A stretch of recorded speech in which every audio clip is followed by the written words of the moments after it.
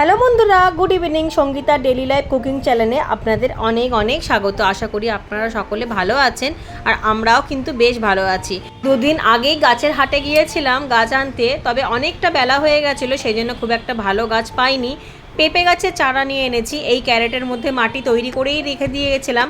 আমি অনেকবার মাটি তৈরি করা দেখিয়েছি, তবু একবার বলে দিচ্ছি, এর মধ্যে মাটি, গোবর সার, অল্প একটু বালি আর কোনো কিছুই কিন্তু আমি দিইনি, নিমখোল ঠিমখোল কোনো কিছুই দিইনি, শুধুমাত্র গোবর সার আর মাটি বালি দিয়েই এটা কিন্তু তৈরি করে রেখেছিলাম।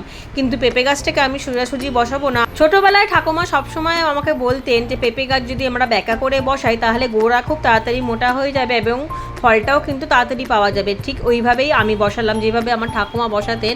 দেখুন টেরাভাবে বসিয়েছি, তবে পেঁপে গাছের গোড়ার দিকে কিন্তু খুব একটা মাটি দিয়ে জড়ো করতে নেই আর ঘন ঘন জলও দিতে নেই, কারণ পেঁপে গাছ কিন্তু অত্যাধিক বেশি জল একদমই পছন্দ করে না। এই দেখুন আমি ট্যারচাভাবে বসিয়েছি আর ঝাঁঝরি দিয়ে পুরো মাটিটাকে ভিজিয়ে দিলাম।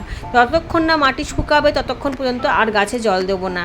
এদিকে একটা ছোট মতো করে মাচা বেঁধে নিচ্ছি, নিচে লতানো গাছ আছে, এগুলো টেম্পোরারি মাচা, যখন তখন খুলে নেওয়া যাবে। আমি কিন্তু সারাটা বছরই এরকম টেম্পোরারি মাচা দিয়েই লাউ, কুমড়ো, শসা বা অন্যান্য সবজিও করি, ঝিঙে ঠিঙে বরবটি সবই। ছাদটাকেও পরিষ্কার করে নিলাম, অনেক কাজ আছে। আর এত প্রচণ্ড রোদে কাজ করা তো ভীষণ কষ্ট হয়ে যায়, কিন্তু কি করব, গাছ যেহেতু ভালোবাসি তাই জন্য করি। করতে ভালোও লাগে, কাজ করতে করতে মনটাও ফ্রেশ হয়ে যায়। আর ড্রামটার মধ্যে শীতের সময় লাউ গাছ করেছিলাম, এখন এই ড্রামটার মধ্যে সবজি ফলের খোসা, ঝাঁট দেওয়া পাতা ঠাতা, শুকনো টুকরো সমস্ত কিছু এর মধ্যে ভরাট করেছি। আর অল্প করে একটুখানি গুড় বা দই দিলে কিন্তু খুব তাড়াতাড়ি ডিকম্পোস্ট হয়ে যাবে, আর গরমের সময় তো খুব ভালো সারও হয়ে যাবে। এটা দিয়েই কিন্তু আমি গাছপালা লাগাই। অ্যালোভেরা গাছগুলোকে একটু আড়াল করে নিলাম আর এদিকে ডালপালাগুলো ছেটে নিলাম। অ্যালোভেরা গাছের ওপরের দিকে বাড়াতে গেলে নিচের দিকের খারাপ পাতাগুলোকে তুলে নিতে হবে, আর এই খারাপ পাতাগুলো কিন্তু আমি কোনোটাই ফেলবো না।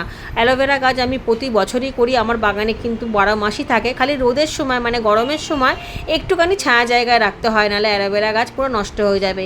এইদিকে টবগুলোর মধ্যেও নতুন দানা ফেলেছি, চারা উঠবে, এক সাইডে রেখে দিলাম, ঢেকে দিলাম, কারণ প্রচণ্ড রোদ তো, রোদের তাপ পড়লে দানাগুলো সব শুকিয়ে যাবে। যেহেতু ছোটো ছোটো দানা আর শাকের দানা বেশিরভাগ থাকে, তাই জন্য এইভাবে আমি বন্দোবস্ত করেছি। এইভাবেই কিন্তু আমার গরমে শাকসবজি হচ্ছে। পুরনো ভাঙা লাঠি ফাটি দিয়ে কোনো রকমভাবে মাচা করছি, তবে ঝড় এলে কিন্তু পড়ে যাবে না, একটু শক্ত করেই বাঁধলাম দড়ি দিয়ে। তো এইভাবে করার পর রেডি হয়ে গেলে এবার ছাদটাকে পরিষ্কার করে নেব, কারণ এখন প্রতিদিনই ঝড় বৃষ্টি হচ্ছে, নালা যাতে কোনো রকমভাবে আটকে না যায়, কারণ ছাদের নালা আটকে গেলে জল যদি বসে যায় তাহলে কিন্তু ছাদ নষ্ট হয়ে যাবে। সেই জন্য প্রতিদিনই আমি কাজ করার পর ছাদ ঝাঁট দিয়ে দিই, পরিষ্কার করে দিই। আর যেই সব শুকনো পাতাগুলো পড়ে সেগুলোকে তুলে ওই কিচেন কম্পোস্টের ড্রামের মধ্যে দিয়ে দিই। দেখুন ছাদ পুরো শুকিয়ে গেছে। শুধুমাত্র 2 ঘন্টার জন্য ঘরে গেছিলাম, খাওয়া দাওয়া সেরে যেই এসেছি দেখছি একেবারে ছাদ খটখট করছে। আর ওই পেঁপে গাছের চারাটা যেটা বসিয়েছি সেটা প্লাস্টিক দিয়ে ঢেকে গেছিলাম, সদ্য বসিয়েছিলাম তো, এটা এখন খুলে নেবো, আর প্লাস্টিক দেওয়ার দরকার নেই। আসলে ব্যাপারটা হলো সঙ্গে সঙ্গে বসিয়েই যদি কড়া রোদটা পড়ে তখন অনেক সময় দেখা যায় গাছটা ঝিমিয়ে পড়ে। এই যে এখন ঢাকাটা খুলে দিলাম, আর কোনো অসুবিধাই হবে না। এবার কড়া রোদের মধ্যেই থাকবে, ঝড় জল বৃষ্টি যাই হোক না কেন গাছের আর কোনো ক্ষতি হবে না। শুধুমাত্র জলের দিকটা একটু বুঝে দিতে হবে। গোড়া যতক্ষণ না শুকাবে, ততক্ষণ না শিকড়টা ছাড়বে, ততক্ষণ অত্যাধিক বেশি জল দেওয়া যাবে না। এই কারণে কিন্তু পেঁপে গাছ বেশিরভাগ সময় নষ্ট হয়ে যায়। আমরা ভাবি হয়তো মাটি শুকিয়ে গেছে বলে চাহিদাটা অনেক বেড়ে গেছে, সেই জন্য জল দিয়ে ফেলি, আর তার ফলেই কিন্তু গাছ নষ্ট হয়ে যায়। এদিকে টবগুলোর মধ্যে দেখুন টমেটোর চারাগুলো কিন্তু দিব্যি বাড়ছে। ছোটো ছোটো চারাগুলো যে কোনো গাছের গোড়ায় গোড়ায় হয়েছিল, অনেক গাছের গোড়ায় হয়েছিল, সেগুলো তুলেই আমি এই টবের মধ্যে বসিয়ে দিয়েছিলাম। আর একটু বড় হলে জায়গার মধ্যে বসিয়ে দেবো, বড় বড় জায়গার মধ্যে, তবে কিছুদিন দেখি তারপর। এই দেখুন চারাগুলো কতটা হেলদি আছে। শীতের সময় টমেটো গাছ করেছিলাম, সেই দানাগুলোই মাটির মধ্যে পড়েছে ছড়িয়ে ছিটিয়ে, আর এই মাটিগুলোই তো ঘুরিয়ে ফিরিয়ে ব্যবহার করি।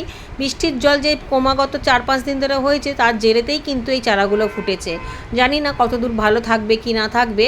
ওপরে চলে এসেছি, ওপরেও অনেক কাজ আছে, আর ওপর দিয়ে দেখুন নিচের বাগানটা কতটা পরিষ্কার লাগছে। আর এদিকে দেখুন টমেটোর চারা কত উঠেছে। কদিন আগেই এই বালতিটার মধ্যে আমি পুঁইশাক কেটে তার ডাঁটাগুলোকে লাগিয়ে দিয়েছিলাম আর পাতাগুলো রান্না দিয়েছিলাম। আর ওই 4-5 দিনের বৃষ্টিতে দেখুন এর মধ্যে ভরে গেছে টমেটোর চারা। এত চারা ফেলতেও মায়া লাগে, কিন্তু এত চারা বসাবো কোথায়? বন্ধু বান্ধবরা চাইলে সেখান থেকে তুলে দিয়ে দিতে পারবো, এই একটা সুবিধা আছে। একটা সাইডে রেখে দিলাম, যখন প্রয়োজন হবে তুলে নেবো, তুলে বন্ধুদেরকেও দিতে পারবো আর নিজে কয়েকটা রাখবো যদি ঠিক থাকে তো, কারণ এত গরমের সময় তো থাকে না ঠিকভাবে। আর এদিকে দেখুন ডাঁটা শাকের ফুলগুলোকে তুলে রোদে দিয়েছিলাম, একেবারে শুকিয়ে গেছে, হাতে কচলে নিয়েছি, দেখুন কত দানা। একবার এই দানা যদি কেনেন আর কিন্তু বছর বছর কিনতে লাগবে না, গাছ থেকেই প্রচুর দানা হবে। দেখুন গাছের ফুলগুলো থেকেই এরকমভাবে কুচলে নিলেই দানাগুলো বেরিয়ে আসবে। এই দানাগুলোও বসিয়ে দেবো। শীতের সময় এই ছোট ছোট গ্রো ব্যাগের মধ্যে আমি বিট করেছিলাম, সেই বিট হয়ে যাবার পর এই মাটিটার মধ্যে একটুখানি খুশে নিয়ে রোদ খাইয়ে দিয়ে এর মধ্যে অল্প একটু খাবার আর একটুখানি গোবর সার মিশিয়ে দিয়েছিলাম।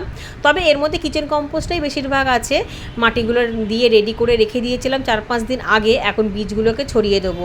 খুব ভালো ডাঁটা শাক এর আগেও পেয়ে গেছি, গরমের শুরুতেও পেয়েছিলাম। তবে যখন শাকগুলো হবে তখন কিন্তু অনেকটাই তুলে নিতে হবে, না হলে ডাঁটাগুলো মোটা মোটা হবে না। একসাথে অনেক রেখে দিলে কিন্তু সরু সরু ডাঁটা হবে। সেই জন্যই আমি এই ছোটো ছোটো জায়গায় বসিয়েছি, শাকগুলো যখন হবে তখন তুলে নেবো। অ্যালোভেরা পুরো গাছটা এনেছি, তার সাথে কিছু বাতিল পাতা, নষ্ট পাতা যেগুলো নিচ থেকে তুললাম সেগুলোও এনেছি। আর একটা গাছ এনেছি, যেহেতু অনেক গাছ তো তাই অ্যালোভেরাগুলো কেটে ছোটো ছোটো করে জলের মধ্যে ভিজিয়ে রাখবো। 3 দিন পচানোর পর সমস্ত গাছে দেবো। এত গরমের সময় গাছকে ঠান্ডা রাখাটা খুবই দরকার। আর এই অ্যালোভেরার তরল সারটা কিন্তু ভীষণই ঠান্ডা। এই সময় এই গাছের সারটা কিন্তু আমি প্রতিটা বছর দিই এই গরমের সময়। এরকমভাবে ভিজিয়ে যে কোনো গাছে দেয়া যাবে এবং একটু বেশি কম হলেও কিন্তু কোনো অসুবিধা হবে না।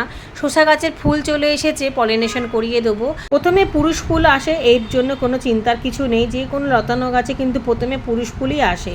কিছুদিন অপেক্ষা করার পর দেখবেন আপনি থেকেই স্ত্রী ফুল চলে আসবে। বেগুন ভাতে দেবো, তাই একটা বেগুনও তুলে নেবো। বেশ সুন্দর গোলগাল বেগুনটা হয়েছে, আর এই কচি কচি বেগুন ভাতে দিয়ে খেতে কিন্তু দারুণ লাগে।